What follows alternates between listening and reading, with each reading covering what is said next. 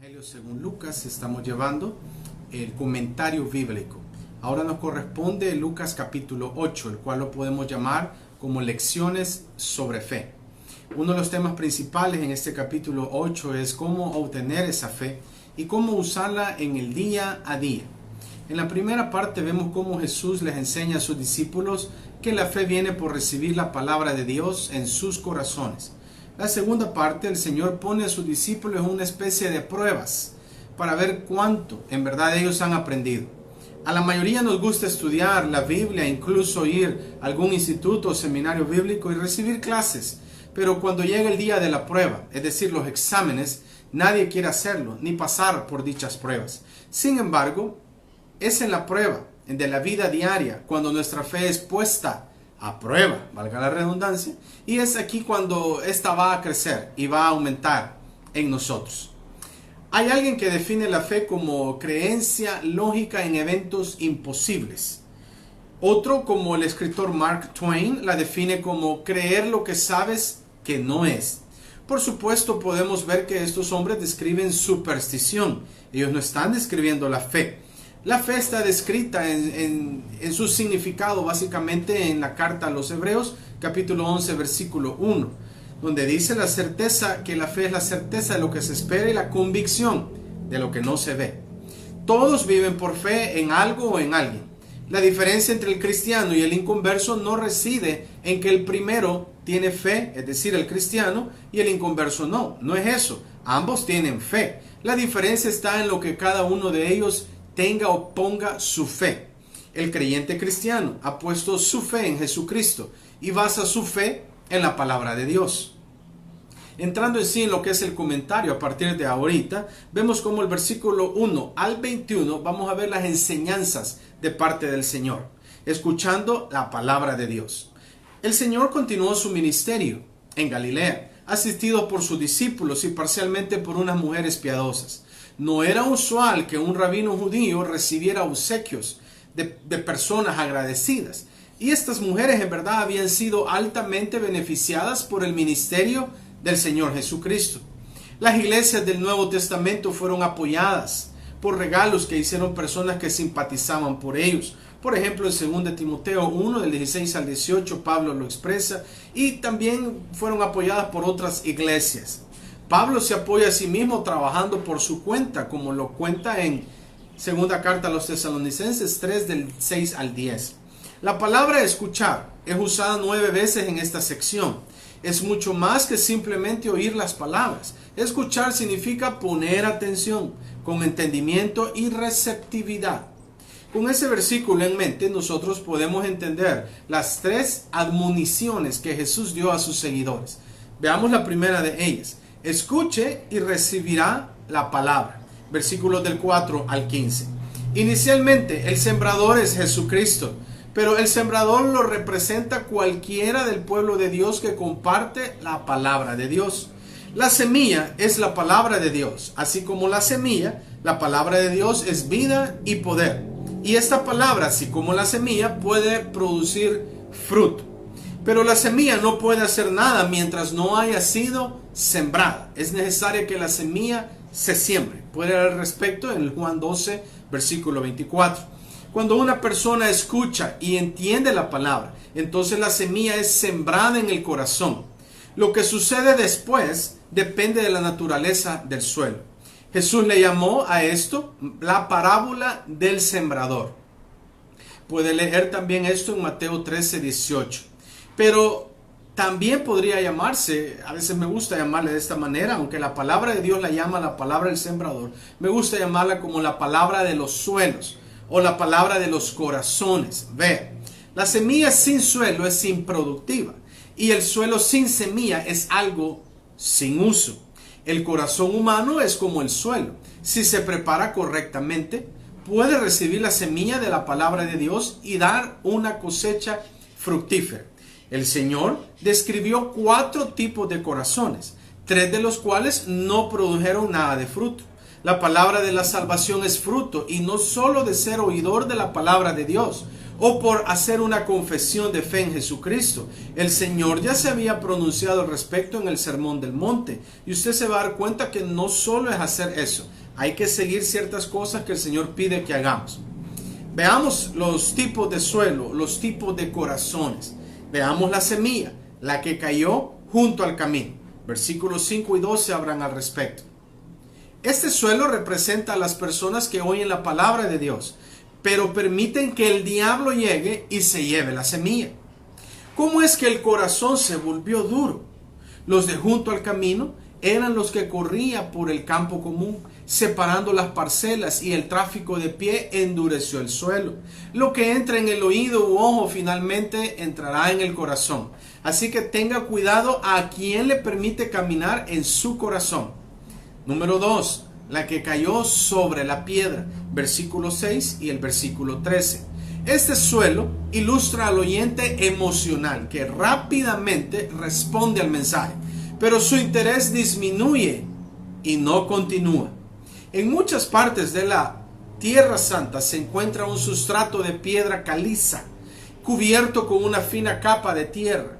El brote puede crecer, pero las raíces no pueden bajar. Y el sol seca la planta, sin raíces.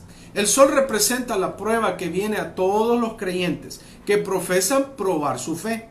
El sol es bueno para las plantas si éstas tienen raíces.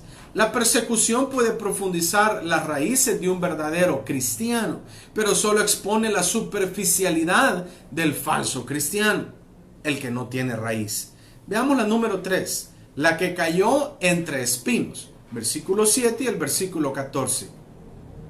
Este suelo ilustra a la persona que no se arrepiente y desecha las cosas que impiden la cosecha. Hay suficiente tierra para que las raíces puedan bajar, pero no hay suficiente espacio para que la planta crezca y produzca fruta. La planta está abarrotada y la fruta está ahogada. Los cuidados, las riquezas y los placeres de la vida son como las malas hierbas en un jardín que impiden que el suelo sea fructífero. La persona con el corazón atestado se acerca más a la salvación, pero todavía no produce fruto a la perfección. El número 4 está en los versículos 8 y 15. La que cayó en buena tierra, o como me gusta llamarle, la que cayó en un buen corazón. El suelo fructífero o el corazón fructífero ilustra al individuo que oye la palabra, la entiende y la recibe. Ese es el verdaderamente salvo, y también lo demuestra produciendo pacientemente fruto. No todo el mundo produce la misma cantidad de fruto. Puede verlo en Mateo 13:8. Pero todos los creyentes producirán algunos frutos como evidencia de la vida espiritual. El fruto puede incluir, escuche bien esto, hermano, ganar almas para el Señor Jesucristo, dar ofrendas y diezmos, dineros para la obra de Dios, hacer buenas obras, demostrar un buen carácter cristiano y demostrar que nos parecemos cada día un poquito más al Señor, y también dar alabanzas y adoración al Señor. Esta parábola nos muestra que Jesús no estaba sorprendido por las multitudes que le seguían. Él sabía que la mayoría de ellos no oía la palabra de Dios y que no la recibían en sus corazones. Él también dio esta parábola para animar a sus discípulos cuando ellos estuvieran ejerciendo el ministerio de la palabra, para animarnos a nosotros también, que hoy en día lo estamos haciendo. Cuando consideramos que la cantidad de testimonios que damos a otros, que la gran cantidad de enseñanzas y de prédicas en el curso de un mes, de un año, y las personas siguen exactamente igual, la cosecha no se ve, sigue pequeña. La falla no está ni con el sembrador ni con el tipo de semilla, siempre y cuando su semilla sea el evangelio del Señor Jesucristo.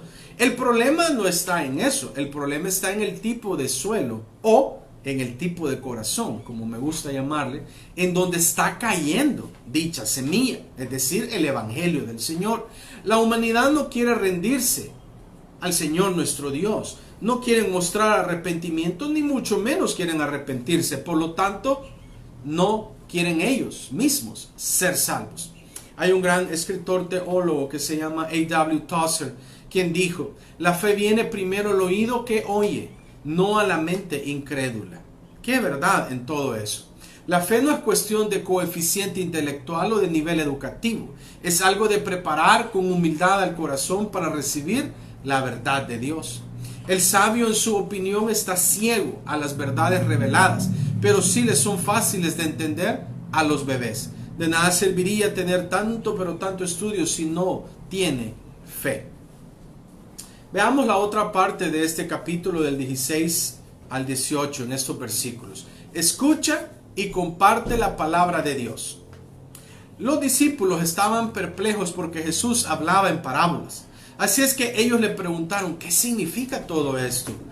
Le pidieron que les explicara qué significaba lo que había él hablado.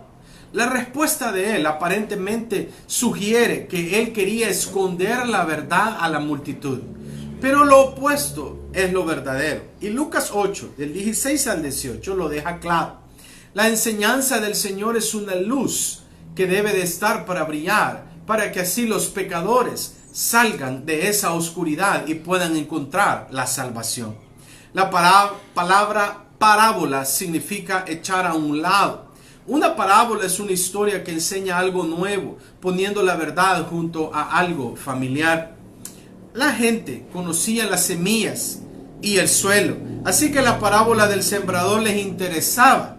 Aquellos que eran indiferentes u orgullosos se escogían de hombros. La parábola de nuestro Señor despertó el interés en ellos. Una parábola comienza como una imagen que es familiar para los oyentes. Pero como usted cuidadosamente considera la imagen, se convierte en un espejo en el que usted se ve a sí mismo. Y muchas personas no les gusta lo que ven de ellos mismos.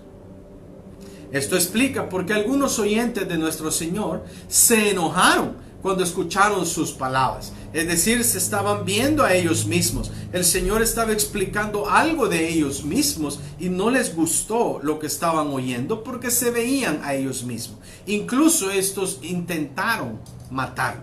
Pero si nos vemos como pecadores necesitados, como pecadores que pedimos y necesitamos ayuda del Señor, entonces el espejo se convierte en una ventana a través de la cual vemos a Dios y vemos la gracia de Él. Para entender una parábola y beneficiarse de ella se requiere honestidad, se requiere humildad de nuestra parte. Y muchos de los oidores de nuestro Señor en aquel momento que ellos oían las parábolas de Él, no tenían ellos ni honestidad ni humildad, carecían de ella. Es algo serio escuchar y entender la palabra de Dios, porque esto nos pone la obligación de compartir esa palabra con los demás. Todo aquel que recibe la semilla entonces se convierte en sembrador, en portador de luz y transmisor de la verdad de Dios. Si lo guardamos para nosotros, lo perderemos, pero si lo compartimos, recibiremos más. Hemos llegado a una parte que se llama escucha y obedece la palabra. Ya vimos transmitirla a otros. Ahora veamos obedecer la palabra. Versículos 19 al 21 de este comentario de Lucas 8. Dice el comentario de la siguiente manera. La madre del Señor y sus medios hermanos estaban preocupados por él y querían hablarle. Algunos ya decían que él no se encontraba en sus cabales, como lo puede leer en Marcos 3:21. Y quizás su familia estaba de acuerdo en lo que las personas decían con respecto al Señor. El Señor tomó esto como otra oportunidad para enseñar otra lección espiritual. Fíjese, ser parte de la familia espiritual es mucho más importante que cualquier otra relación humana y está basada en la obediencia a la palabra de Dios. No es suficiente con oír la palabra de Dios. Debemos también guardarla, debemos mantenerla, debemos atesorarla y ponerla en práctica. Lucas 8:15 nos explica esto. Como sus discípulos, nosotros debemos tener en cuenta lo que oímos y también cómo oímos, porque nos mantendrá responsables. Escuchar las cosas equivocadas o escuchar las cosas correctas con la actitud incorrecta nos robará la verdad y la bendición. Si somos fieles para recibir la palabra y compartirla a otros, Dios nos dará más. Pero si no dejamos que nuestra luz brille como el Señor quiere que seamos luz, nosotros, al igual que Él, perderemos lo que tenemos. Es algo solemne escuchar la palabra de Dios y es algo solemne también compartir la palabra de Dios. Ahora, la otra parte de la prueba que les hablaba al inicio, que a muchos nos gusta estudiar y leer y conocer cada vez un poco más, pero de nada nos va a servir que leamos tantos libros si en realidad en el momento de la prueba fallamos. Y Jesús pone unas pruebas a sus discípulos ahora como una especie de un examen final. Usted puede ver de los versículos 22 al 56 de Lucas 8 lo que hablamos en este momento. Vea, el Señor terminó de enseñar las parábolas acerca del reino. Mateo 13 del 1 al 52. Los discípulos se deben de haber sentido como graduados del instituto bíblico o del seminario. Ellos ahora entendían los misterios no revelados a los escribas, a los fariseos, a los saduceos, a las sectas religiosas de ese entonces y a muchos profetas del Antiguo Testamento. Ahora ellos lo estaban entendiendo. Lo que ellos no realizaron, y nos pasa a muchos de todos nosotros, es que la fe debe ser probada antes de ser confiada. Le voy a repetir eso. La fe debe ser probada antes de ser confiada. Una cosa es aprender una nueva verdad espiritual, una cosa es leer los libros, una cosa es aprendérselos de memoria, pero es muy diferente el practicarlos en la experiencia de nuestro día a día. Al enemigo no le importa, ni le interesa cuánta Biblia sepamos, si no la vivimos.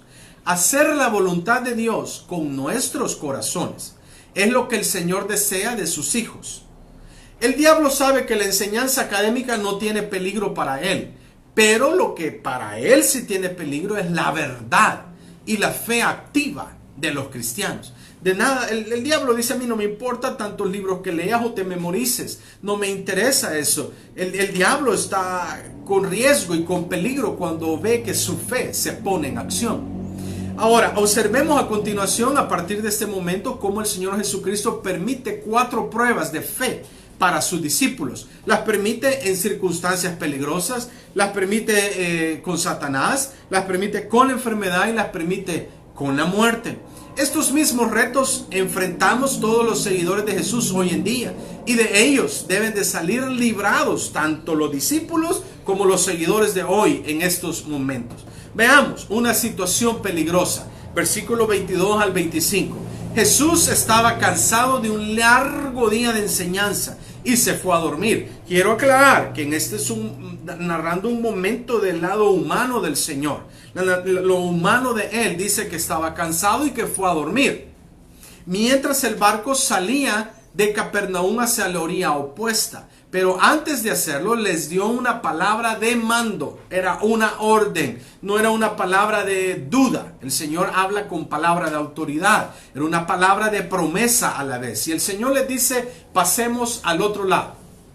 El Señor no dijo: ¿creen que podemos pasar? Tampoco dijo: déjame ver, voy a calcular si es que logramos pasar. No, Él claramente y con autoridad dijo: pasemos al otro lado. Esta palabra debería de haber alentado y fortalecido a los discípulos durante la tormenta, pero su fe era todavía bastante pequeña y en realidad no la habían puesto en acción como debería de ser. Mientras nuestro grupo de viaje estaba navegando, cuenta esta persona, hermanos, desde un lugar que se llama Tiberias a Capernaum, dice que le pidió al guía que los llevaba en ese momento que le preguntó si él alguna vez había estado en alguna tormenta. Y él le dijo: oh sí, yo he estado en una tormenta de estas en este lugar y espero nunca me vuelva a suceder algo al respecto. La situación es que las ráfagas repentinas de los vientos que llegan ocurren cuando los vientos de las montañas se mezclan y se topan con los vientos de calor. Recuerde que esto está alrededor de aproximadamente 600 pies bajo el nivel del mar. Cuando el aire frío y de las montañas y el aire caliente se encuentran en esta choque, hermanos, surge una tormenta, la cual se va a desarrollar de una manera bastante intensa. Los discípulos, en ese momento que ellos se encuentran en esta tormenta, estaban miedosos, pero Jesús no.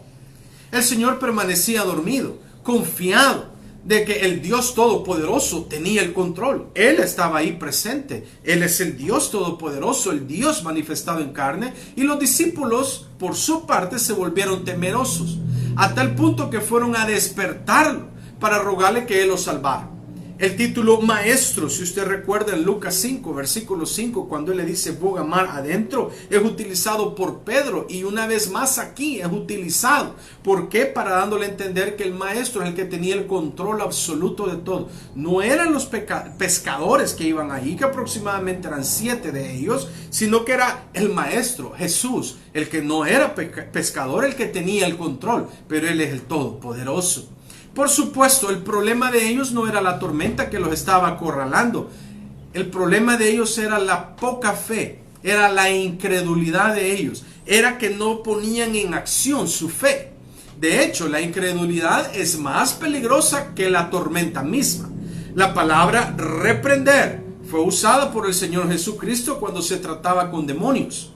Y es posible que Satanás estuviera detrás de esta tormenta severa que se vino en ese momento, tratando de destruir a Jesús, o al menos impedirle alcanzar a los hombres endemoniados, a quienes Jesús iba a llegar al otro lado, allá a Gadara. Pero Jesús calmó tanto el viento como el mar, simplemente pronunciando la palabra.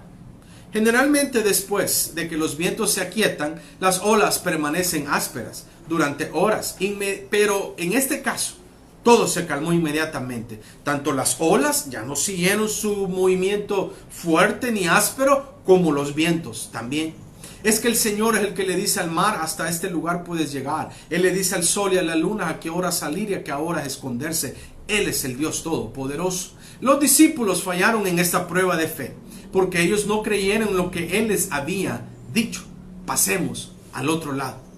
Está bien dicho que la fe no es creer a pesar de las circunstancias. La fe es obedecer a pesar de los sentimientos y de las consecuencias. Los discípulos miraban y veían peligro, miedo. Nunca vieron hacia arriba para buscar por fe y ver a Dios. La fe y el miedo no pueden morar juntos en el mismo corazón. Una mujer vino a decirle a Dwight L. Moody: he descubierto una maravillosa promesa, y trajo a cuenta el Salmo 56:3, donde dice: en el día que temo, yo en ti confío. Moody, por su parte, en respuesta a ella, también citó Isaías 12:2. He aquí, Dios es salvación mía. Me aseguraré y no temeré, porque mi fortaleza y mi canción es el Señor, quien ha sido salvación para mí. Ya vimos la prueba en una situación peligrosa, ahora vemos la prueba con Satanás. 2 endemoniados se encontraron con Jesús cuando Él llegó a Gadara, y usted lo puede leer en Mateo 8:28. El doctor Lucas en su narración nos menciona solo a uno, que se autodenomina Legión en el versículo 30. Ambos eran casos lamentables: desnudos, viviendo en las tumbas, violentos, peligrosos, una amenaza a la zona y controlados por una legión de demonios. Una legión romana podría llegar a tener hasta 6,000 hombres. Y por eso es que él dice que se autollama legión, porque considera que tiene como 6,000 demonios dentro. Satanás es el ladrón. Usted eso lo ve en Juan 10:10, que roba al pueblo de todo lo bueno y luego trata de destruirlos. Ninguna cantidad de autoridad o control del hombre puede controlar o cambiar a los siervos del diablo. Su única esperanza está en el Salvador. Los demonios tienen fe, pero no es la fe salvadora. Fíjese, ellos creen que Jesucristo es el Hijo de Dios con autoridad para mandarlos. Ellos creen en un juicio futuro, puede leer en Mateo 8:29, y creen en la existencia de un lugar de tormento al cual Jesús podría enviarlos, al abismo. Puede verlo en Lucas 8:31. También creen en la oración, porque los demonios les suplicaron, le rogaron a Jesús que no los enviara al abismo. Ellos pidieron ser enviados a los cerdos. Qué gran transformación en estos dos hombres. Creo que cualquiera pensaría que las personas que vieron ese milagro de liberación le habrían pedido: oh Señor, por favor quédate con nosotros. Señor, no te vayas de este lugar, como lo hicieron los samaritanos cuando creyeron por la palabra de la mujer. Pero ellos no les pidieron al Señor que se quedara, ellos le pidieron que se fuera, a pesar de que vieron lo que había hecho con este ahora ex endemoniado. Aparentemente el dinero era más importante para ellos que la misericordia, y le pidieron al Dios de la gloria que se fuera de ellos. Ahora bien, el hombre de quien habían salido los demonios quería seguir a Jesús. Él quería viajar con él. Qué excelente deseo de un nuevo convertido, andar con Jesús. Yo espero que cuando usted se convirtió haya decidido en ese momento seguir al Señor. De hecho, él ahora tenía mejor discernimiento espiritual que toda la región de Gadara. El hombre no estaba listo para convertirse en un discípulo, pero sí pudo servir al Señor dando testimonio de lo que hizo por él, empezando con sus familiares y con los amigos de él. La otra prueba es la enfermedad, versículos 40 al 48. Cuando el Señor regresó a Capernaum, las personas le dieron la bienvenida, particularmente un hombre y una mujer, que tenían muchas cargas y las querían poner a los pies del Señor Jesucristo.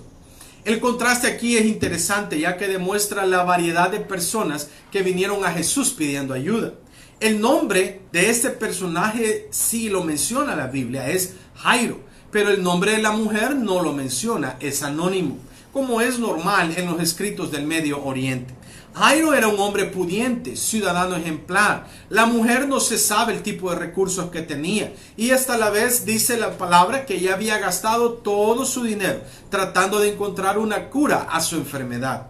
Aquí vemos a un hombre intercediendo por su hija y a una mujer esperando recibir ayuda para ella. Ambos vinieron a los pies del Señor.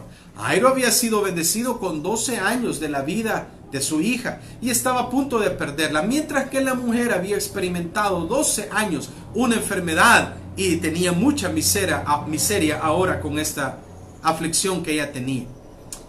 Esta mujer tenía una carga escondida, algo por lo que le había sufrido durante 12 años. Le había afectado en su área física y le daba una vida difícil, pero también la afectaba espiritualmente, ya que por el flujo de sangre era considerada contaminada. No podía participar de ceremonias o festividades religiosas. Ella era una mujer desechada, desanimada, destituida por la contaminación que ella andaba. También se consideraba ella desesperada, pero vino a Jesús y todas sus necesidades fueron cubiertas. Su fe en un principio era supersticiosa, sabiendo de que al tocar las ropas del Señor podía tener sanidad, pero el Señor recompensó y le dio sanidad. Ella sabía que el Señor Jesucristo había sanado a otros, sabía de su fama y ahora quería que la sanara a ella, imaginando el día, las circunstancias y las costumbres de esos días. Incluso hoy, esa mujer pudo poner muchas excusas para no ir al encuentro con Jesús, pero no lo hizo. Hoy en día hay muchas personas que se escudan para no atender al Señor. Esta mujer quizás pudo haber dicho: la multitud es mucha, hay mucha amontonación de personas, no voy a ir, pero no lo hizo. También ya había gastado todo en otras fuentes y no había tenido resultados. No era justo venir a Jesús como un último recurso. Tampoco esta mujer puso de excusa: no soy una persona importante. Al contrario, no lo era, y arrastrándose llegó y tocó las ropas del Señor. Jesús ya va de camino a la casa de un hombre importante a sanar a la hija de él. Mejor no me acerco a él, hay que vaya a sanarla. No, al contrario, ella quiso apurarse y llegar y tocar antes las ropas del Señor, antes que él estuviera muy lejos. Nada de lo anterior fue excusa para esta mujer. Ella estaba decidida a tener un encuentro personal con el único Dios verdadero, el creador de ella, y por lo tanto era seguro que él sí haría algo por ella, y ese algo sería bueno. Los hombres judíos usaban borlas de cordones azules retorcidos en las esquinas de sus vestiduras exteriores, como un recordatorio que debían obedecer los mandamientos de Dios. Eso está en Números 15, en Deuteronomio 22. Los fariseos fueron a extremos en obedecer esta regla para impresionar a la gente con su santidad. ¿Por qué la mujer eligió tocar esta parte de la prenda del Señor? No lo sabemos, pero Jesús sabía que alguien con fe le había tocado y había sido sanado por su poder. La curación fue inmediata y completa. ¿Por qué el Señor pidió que el que lo había tocado se diera a conocer? ¿No habrá sido algo embarazoso quizás para esta persona? Para nada, le aseguro que no. Para empezar, esta confesión pública era para el beneficio de ella misma. Era la oportunidad de ella para confesar que Jesús es el Señor y glorificar a Dios. A la vez, fue la oportunidad de su vida en la cual pudo recibir las palabras de seguridad y confort que solo el Señor Dios de la gloria podría darle a ella. Puede leer eso en Lucas 8:48. A la vez de todo lo anterior, era una situación de ánimo para Jairo. Si usted lo analiza desde esta perspectiva, Jairo estaba viendo que el Señor tenía poder para sanar todo. Al ver que había sanado a esta mujer, ahora Jairo podía tener una esperanza, podía incrementar su fe. Venían personas a hablarle a Jairo, a decirle que su hija había muerto. Los 12 años de prueba y tribulación de esta mujer habían llegado a su fin. Ahora se encontraba con que los 12 años de la vida de esta hija podían parecer también lo que era una prueba para Jairo. Esta mujer ahora era un gran testimonio de lo que la fe en Jesús podría hacer. Y aunque es cierto que no ejercitó una tremenda fe, pero el Señor estuvo dispuesto a honrar la fe que ella mostró. Quiero comentar que después de llegar a ser parte de una gran multitud y tener a Jesús en medio de ellos, pero quizás nunca estés cerca de Él. Puedes ejercer presión a Él, pero quizás nunca lo toques a Él. Quizás no tengas una fe poderosa, pero en Jesús sí hay un Salvador poderoso. Jesús te responderá incluso si solo tocas el borde de su manto. Él es el Todopoderoso. La otra prueba de este examen que el Señor pone a sus discípulos es la muerte. Y usted lo ve en los versículos del 49 al 56. El gobernante de la sinagoga era el anciano a cargo de los servicios públicos y el cuidado de las instalaciones. Vio que las personas eran designadas para orar, leer las escrituras y dar el sermón. Él presidía a los ancianos de la sinagoga y era generalmente y de la abundancia. Tomó mucha humildad y coraje para que Jairo se acercara a Jesús y pidiera de su ayuda. Recuerda que todos los demás, todas las otras sectas, ninguno de ellos, a excepción de Nicodemo, había venido a mostrar humildad, a buscar sabiduría de parte del Señor. Jairo le tomó humildad y coraje para acercarse al Señor y pedir ayuda, ya que en ese momento los líderes religiosos estaban planeando incluso matarlo.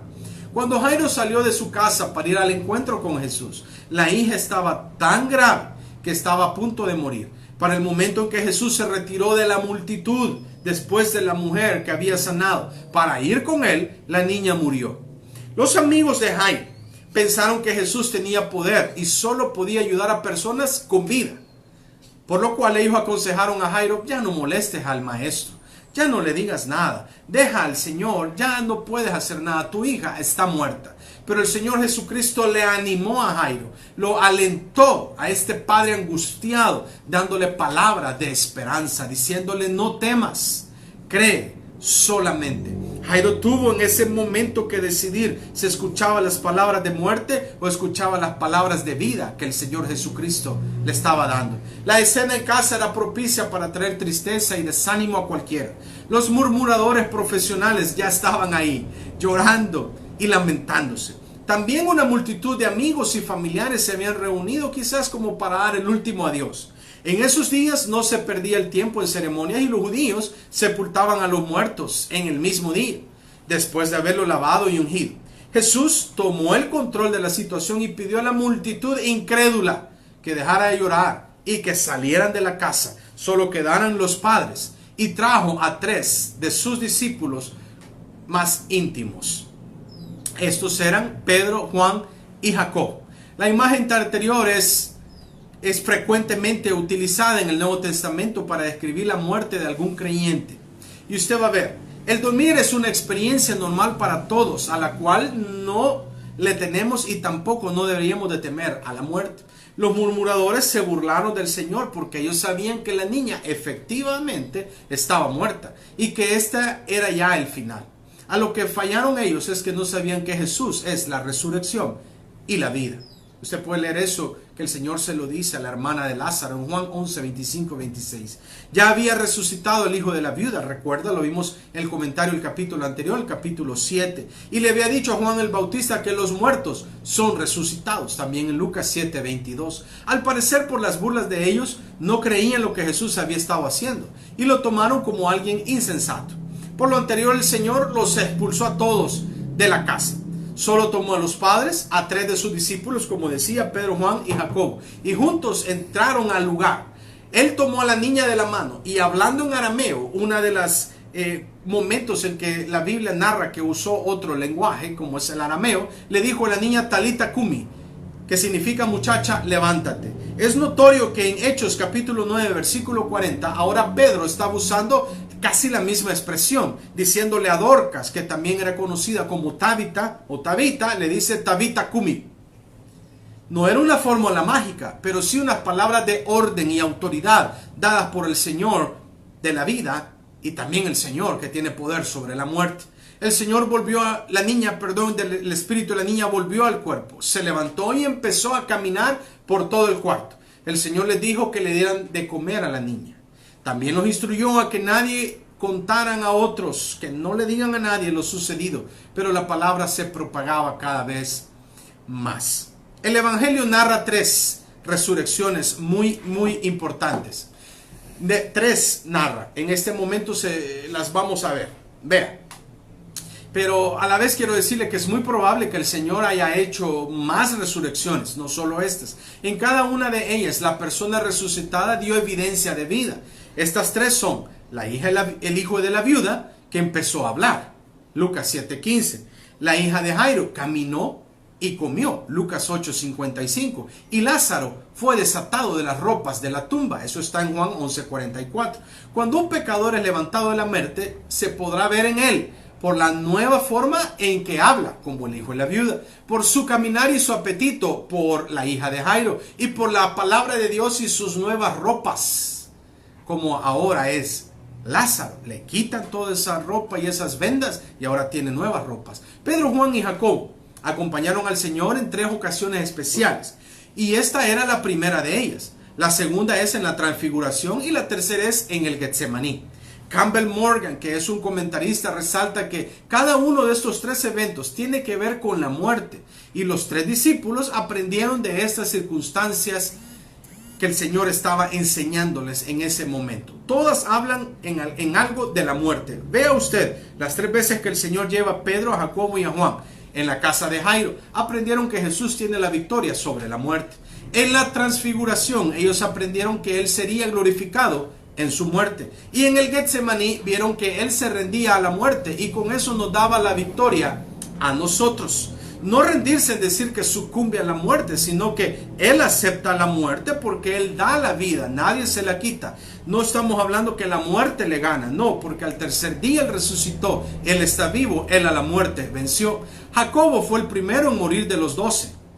Puede leerlo en Hechos 12 del 1 al 2. Juan el último. Y la muerte de Pedro fue predicha por el Señor Jesús. En Juan 21, el 18, el 19. Y Pedro mismo lo manifiesta en segunda carta de Pedro 1 del 13 al 21. Los 3 ellos necesitaron esas lecciones. Así como nosotros necesitamos aprender de ellos hoy en día. Quiero decirle, hermanos, que en todo momento nuestra fe, a medida vayamos conociendo más del Señor y vayamos incrementando nuestro caminar con Él todos los días, en la lectura, en la alabanza, en la adoración, en el escudriñar de su palabra, todos los días, eso nos va a ayudar para incrementar nuestra fe. Pero sobre todo tenemos que activar nuestra fe, tenemos que ponerla en práctica, tenemos que confiar en el Señor. Gloria al Señor por eso. Hermanos, este ha sido el comentario de Lucas capítulo 8. Quiero desearle que la paz, la gracia y la bendición del Señor estén de continuo en sus vidas. Que el Señor les bendiga.